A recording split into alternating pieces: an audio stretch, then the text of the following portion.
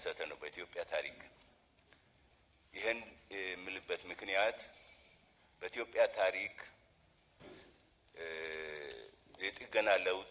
በጥገና ለውጥ መንግስት ተቀይሮ አያውቅም። በአብዮታዊ ስር ነቀል ለውጥ ነው እስከዛሬ።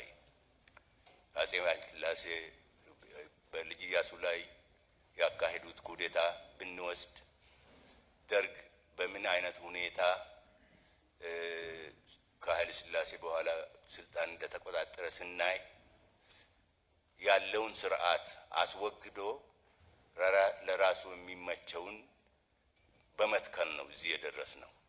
በ91 እንደ ፈረንጅ ደርግ ተገርስሶ ሽግግር መንግስትም ሲቋቋም ትንሽ ሻል ያለ ሁኔታ ተከስቶ ነበር።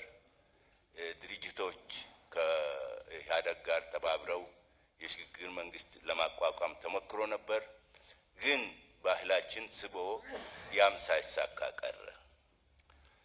አሁን ተማቶብናል። ለምን? ያለው መንግስት ያው የኢህአዴግ መንግስት ነው። ለውጥ ግን እየተካሄደ ነው።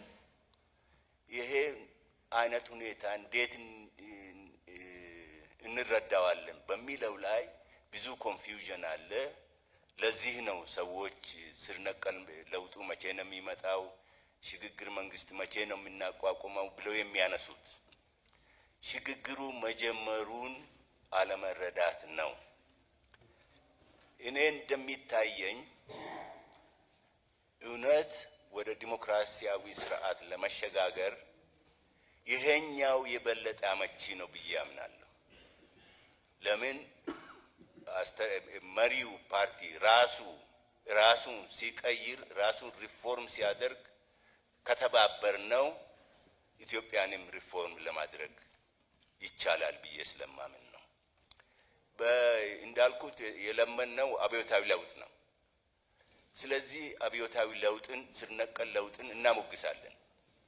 ብዙም መስዋዕትነትን የሚጠይቅ ስትራቴጂያይዚንግ የሚጠይቅ ነው ብለን እንወስዳለን። እንደ እውነቱ ከሆነ እንደ ሪፎርም ልፋትን፣ ትዕግስትን፣ መቻቻልን የሚጠይቅ አይነት ለውጥ የለም እና ይሄን እንድንገነዘብ ነው የምፈልገው። ከሁሉ የበለጠ አሁን ያለንበት ሁኔታ በጣም በአንድ በኩል በጣም አበረታች ነው፣ በሌላ በኩል ደግሞ ስጋትም አለ። እነዚህንም ሁላችንም ብንጋራ፣ እድሎቹንም አስተያየታችንን ብንጋራ፣ አደጋውስ ምን አይነት ነው፣ በዚያም ላይ ተመሳሳይ ሀሳቦች እንዲኖሩን ውይይቱ ሰፋ ሆኖ ጥልቀት ባለው መልኩ ቢካሄድ ይሻላል የሚል እምነት አለን።